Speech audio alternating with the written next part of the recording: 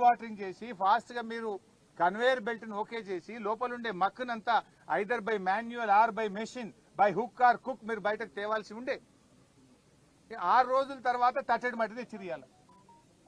6 రోజులు 8 ప్రాణాలు ఏమైతాయి? 8 మంది ప్రాణాలు కాపాడడం పట్ల మీకున్న చిత్తశుద్ధి ఇదేనా? అసలు ఏం జరుగుతుంది? అసలు డైరెక్షనే లేదు మీకు ఇంతవరకు. గా బెల్ట్ ఇప్పుడు మంత్రి గారి స్టేట్మెంట్ నేను టీవీలో చూశాను. 2 రోజుల్లో అంతా అయిపోతుంది, ఆపరేషన్స్ బయటకు వస్తారు అని మాట్లాడింది.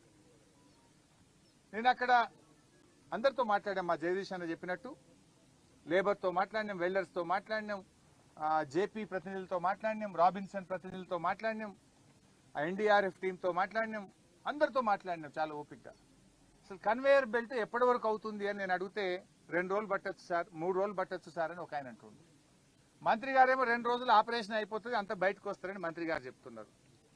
6 రోజులైనా కన్వేయర్ బెల్ట్ ఉపయోగంలోకి రాదు. ఇంతవరకు డెబ్రీస్ ను లోపల నుంచి తెచ్చే పరిస్థితి లేదు.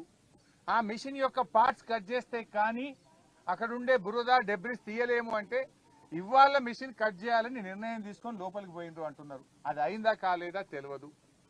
మేము అక్కడ ఎవరితో మాట్లాడే ప్రయత్నం చేస్తే కూడా వాళ్ళని పక్కకు తీసుకుపోతున్నారు, మాట్లాడినటువంటి పరిస్థితి కనబడుతుంది. టనల్లోకి వెళ్దామని ఆర్ఎస్ ప్రవీణ్ గారు మేము ప్రయత్నం చేస్తే మీరు టనల్లోకి వెళ్ళడానికి వీలు లేదు అంటారు. గౌరవ మంత్రులు శాసనసభ్యులు కూడా వచ్చి నిన్న పోయింది కదా, మరి వాళ్ళు శాసనసభ్యులు వేరే కాంగ్రెస్ పార్టీకి చెందిన వాళ్ళు పోయినప్పుడు గతంలో నీటిపారుదల శాఖ మంత్రిగా పనిచేశాము, వారు విద్యుత్ శాఖ మంత్రిగా పనిచేసినారు. వచ్చింది ఎవరండి? 3 ఎమ్మెల్యేలు, 5 మంత్రులు, 2 ఎమ్మెల్సీలు, బాధ్యత కలిగిన వాళ్ళమే వచ్చాం. మేము టనల్లోకి వెళ్తామంటే వెళ్ళడానికి వీల్లేదని నిరోధిస్తూ మాకు పర్మిషన్ ఇవ్వలేదు. అంటే మొత్తంగా ఒక గందరగోళమైన పరిస్థితి, ప్రభుత్వ వైఫల్యం మాత్రం కొట్టొచ్చినట్టు కనబడతా ఉంది. బాధ కలిగే అంశం ఏంటంటే మేమేమో బాధ్యతతో సంయమనంతో రిలీఫ్ మెజర్స్ కొనసాగాలి, పాపం ఆ 8 మంది ప్రాణాలతో బయటకు రావాలని మేము సహకరిస్తూ వచ్చాం. కానీ మీరేం చేస్తున్నారు? రాజకీయాలు చేస్తున్నారు. ఉత్తమ్ కుమార్ రెడ్డి గారు ఇక్కడ కూర్చొని మాట్లాడతాడు, గత ప్రభుత్వ నిర్లక్ష్యం వల్ల టనల్ కూలిందట. సిగ్గుండాలే మాట్లాడడానికి. ఏం మాట్లాడుతున్నాను? గత ప్రభుత్వానికి ఇక్కడ ఇప్పటికి ఏం సంబంధం? మీరు పని ప్రారంభించేటప్పుడు జియాలజికల్ సర్వే ఆఫ్ ఇండియా మీకు ముందుకు పోవడానికి అనుమతి ఇచ్చిందా? ఇస్తే రిపోర్ట్ బయట పెట్టండి. లేదు, national institute of rock mechanics వాళ్ళని పిలిచి మీరు వాళ్ళ యొక్క ఒపీనియన్ తీసుకొని ఇక్కడ ఒక వ్యాలీ ఉంది, ముందుకు పోవచ్చా, పోతే ఎలాంటి జాగ్రత్తలు తీసుకొని ముందుకు పోవాలో పర్మిషన్ అడగాలి. అడిగారా? ఉంటే రిపోర్ట్ బయట పెట్టండి. ఆదరబాదరగా ఆగమాగం చేసి ఇలా ప్రాణాలు బలిగా ఉన్నారు, ప్రాజెక్టు కుప్పగూలిపోయే పరిస్థితి తెచ్చినారు. ఇక్కడ నుంచి ఆయన మాట్లాడతాడు, అసలు గత ప్రభుత్వం పనే చేయలేదని మాట్లాడతాడు ఉత్తమ్ కుమార్ రెడ్డి గారు. మీరు చదువుకున్న వాళ్ళు, విజ్ఞానవంతులు, ఒక మంత్రిగా ఉన్నారు, రికార్డు చూసుకోండి. 9 ఏళ్ల కాంగ్రెస్ ప్రభుత్వంలో ఎస్ఎల్బీసీ ప్రాజెక్టులో 3,300 కోట్ల రూపాయల పని జరిగితే మా 9 ఏళ్ల బీఆర్ఎస్ పాలనలో 3,900 కోట్ల రూపాయల పని ఈ ప్రాజెక్టులో జరిగింది. అంటే మీకంటే 600 కోట్ల రూపాయల పని మేము ఎక్కువగా చేశాము.